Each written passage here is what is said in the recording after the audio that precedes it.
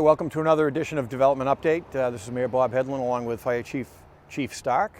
And today we're going to talk a little bit about all things fire department related. As many of you are aware, we've welcomed 3 new pieces, frontline fire apparatus to our fire department. And we're going to talk a little bit about our facilities here and what's happening with a couple of our fire stations. It's been topical and we get a lot of questions on Ask the Mayor about what's happening with some of the fire stations. So with that, welcome, Chief. Thank you, Mr. Mayor. And as I mentioned, we've welcomed 3 new frontline pieces to the fire department. I think Ladder 1, which is behind us, yep. Engine 5 and Engine 3 in recent months. That brings the total number of pieces during my administration that we've welcomed into and helped bolster the fire department. 4 pieces total. 4, yes. And we want to kind of highlight the 3 recent pieces, and of course includes Engine 1. I think this is the acquisition of these 3 pieces in recent weeks brings our frontline average age down from, I think, an average of like 12 to a little under 2 years. And then it went, that's like 1.5, yes. 1.5 years. Yeah. So it was a real major, I guess, effort in really bolstering the capacity, firefighting ability, and average age of the fleet. Yes. We've had a lot of issues with maintenance and, the aging of the fleet, as you said. We also went from manufacturer of E1 to Pierce, so the whole front line, all the apparatus now at Pierce. So it's just, we have a good relationship with the maintenance program. The DPW mechanics like working on the Pierce, so it was a good fit for us. The thing with these was that they were already built, right, and the timing was everything. We didn't have to wait because we had to wait for Engine 5 approximately. We also saved some money. Saved money, absolutely, because they were already built. So they just gave us a pack deal. We traded in a 1994 E1. We got some money off of that as well. So I think having that comfort level with Pierce, having received the custom-built engine, we kind of knew what we were getting into with the so-called off-the-shelf models that were already built. So that presented a nice opportunity to save some money and get these things into service real quick. Yeah, there's a couple, I call it the Weymouth way. We have certain things how we operate and compartment-wise and things like that. And they were pretty accommodating, helping us with the shelving. And Lieutenant Wall in the training division is doing a great job. He's trying to put all the stuff in the trucks right now. Engine 5 and Engine 3 are in service currently. Ladder 1 is, we're waiting on Pierce to come back to fix a few things for us. And I did get a chance to drive this. Yes, you did. It was before it was all lettered up and everything, and rides unbelievable. Yeah, it's a really nice piece. That was one of the reasons we like Pierce. They have these, it's called TAC 4 suspension, front and rear. And I don't drive them anymore, but the guys tell me it's like driving a Cadillac. So, it was. Yeah. So Station 2, which also serves as headquarters, has been closed for about 13 years. And one of the things we wanted to do when we came in was make a determination and determine whether it was feasible to reopen the station. There were 2 issues. One was the condition of the facility, and the other was obviously negotiations with the union to get us at a point where we could staff it. So a couple things happened. You provided us with capital needs list for the building. We got to work on funding most of those improvements. We can talk about that in a minute, but we also had the issue of staffing. You having enough personnel to be able to staff another building and put 4 stations into operation at that time. Why don't we first talk about the condition of the building and what we had to do to really facilitate it serving as a frontline station. So it is our headquarters, so my office is here, fire prevention, training, and the fire alarm superintendent's office is here. And the deputy chief, the incident commander, runs out here as well. And so we had a bunch of roof leaks. It's been leaking my entire career. The gym a long time ago was ripped apart, never finished. Bathrooms never been touched. The ceiling was peeling in the apparatus bay. It's fire alarm was, the dispatch center was, we used to call it the Blue Lagoon. It was old and blue and it took up a whole room. So little by little within my budget, with the help of the administration, I was able, the first thing I did was I moved fire alarm to a better room, updated it, created 2 positions, modernized it. We're still working on that. The roof was a major improvement. We had the roof redone last year. Again, HVAC, no HVAC. The bunk rooms were, deplorable, flooring, everything. So equipment-wise, we're there. Facility-wise, we're there. Now, to get us where we needed to be to staff it, why don't you give a quick overview on some of the improvements we've made on staffing? When we came in, we had a SAFER grant that was expiring. Explain what a SAFER grant is. So SAFER grant is through the federal government. They pay for like half of the salary for a firefighter a couple of years, and then after that it switches if the town picks up more, and then obviously if they want to, or if they can. Yeah, right. And you did that. And you did. We funded. We had 5 positions. We funded 5 positions through the SAFER grants that were expiring. Yes, and then we had, so we were around, don't quote me, but we had about 88 guys, 88 firefighters. And then since then, we're up to 99 right now.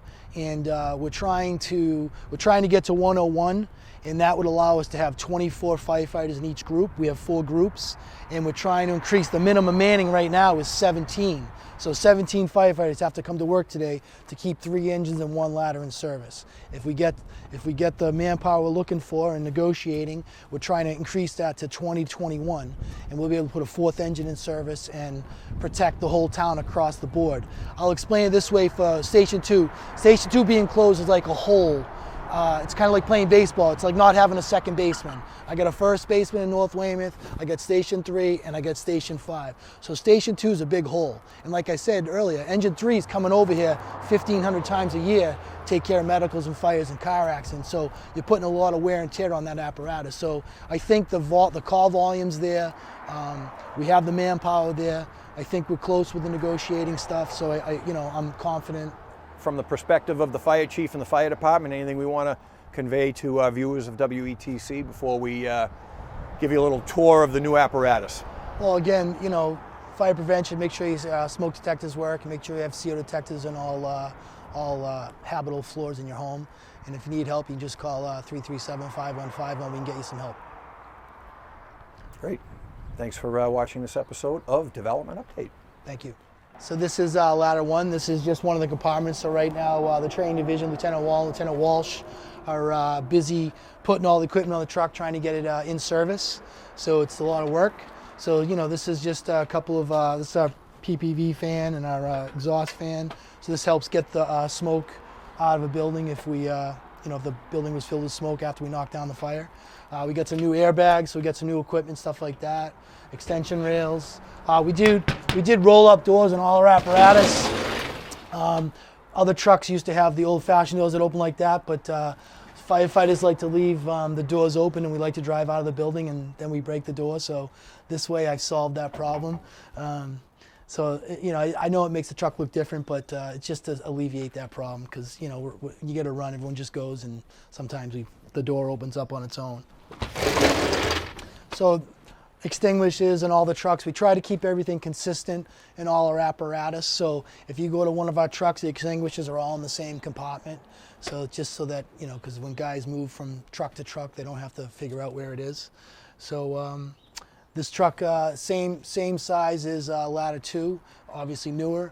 The difference is that this is a steel ladder. It's 100 foot. It's a 500 horsepower truck. We have to have everything that we need when we go to an incident, and we do everything. So ice rescue, water rescue, car accidents, house fires, lockouts. So obviously the ladder truck has ladders.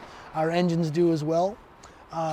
This is all the air bottles. So you'll see us at fires, and we'll have multiple crews going in and out of a building. And these are about 45 minutes of air in each bottle. So crews go in and out, and they need to replace the bottle. So we need a cascade system. So we have a lot of extra bottles that we can swap in and out. And at the end of the fire, we go to Station 3 and we fill all our bottles. So here's the engine. So this is in service. So I got to close all the compartments when I'm done.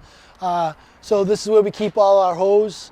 This is a 3-inch line. We call this a blitz gun. We can put that on the ground and lob water onto a house, and it's about 500 gallons per minute, and we can leave it. Like we can leave it hitting the house and go do something else. So we have that on every truck. As I told you, we try to keep every truck consistent. So when you switch trucks, everything's kind of the same. Some things might move a little bit because of the compartment, but for the most part, we're all the same. I got 1,000 feet of 4-inch large diameter hose. That's our feeder line. So that's if we have a house fire, you'll see the second engine picks up water, ties it into the first engine. And then we have some 750 feet of 2.5-inch. hose, and that's for big fire, big lines. We use the 2.5 line. The older engines, this is exposed. I kind of like this. This is a new style for us. So pump compartment's a little bit smaller. So all the equipment's in here that the pump operator would need, and the pump compartment. This is it. So this is where he stands, and he can operate everything from this position right here. So if we have lines off the side, we have lines off the back, and we have lines off this side. Here's the attack lines. So I was talking earlier, big fire, big lines, we use the 2.5. So if we had like a big warehouse fire or something like that, we would use the 2.5 line. We have different nozzles for that. For a bedroom, room and contents fire at a house, we would probably grab 1.75 inches. And these have all the same nozzles. All the trucks have the same equipment. We color-coded the hose. We're waiting on hose. COVID's really slowed down a lot of the delivery of our equipment. The maintenance between Pierce and the DPW and our guys, it seems to be working. We have centralized maintenance has been an issue, and we're working on that for the DPW, and things are working well on that. It's just trucks are mechanical, and we have to maintain them. So I think that's the end of the tour.